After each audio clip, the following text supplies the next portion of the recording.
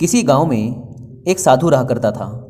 वह जब भी नाचता था तभी बारिश होती थी। इसलिए गांव के लोगों को जब भी बारिश की ज़रूरत होती तब यह लोग उस साधु के पास जाते और उनसे अनुरोध करते कि वह नाचे, और जब वह नाचने लगते तो बारिश ज़रूर होती थी। कुछ दिनों बाद 4 लड़के शहर से गांव में घूमने आए।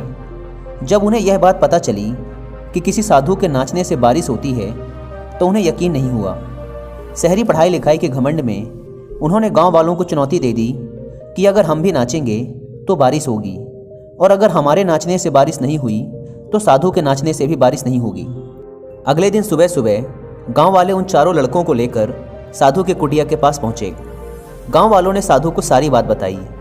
फिर उन लड़कों ने नाचना शुरू किया। पहले लड़के ने नाचना शुरू किया। आधा घंटा बीत गया। फिर पहला लड़का थक कर बैठ गया, पर बादल नहीं दिखे। कुछ देर बाद दूसरे लड़के ने नाचना शुरू किया, और 1 घंटे बीतते बीतते वह भी थक कर बैठ गया।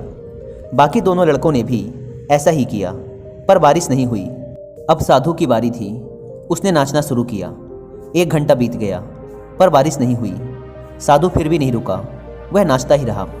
नाचते नाचते 2 घंटे बीत गए, पर बारिश नहीं हुई। 4 घंटे बीत गए, पर बारिश नहीं हुई। लेकिन साधु तो रुकने का नाम ही नहीं ले रहा था।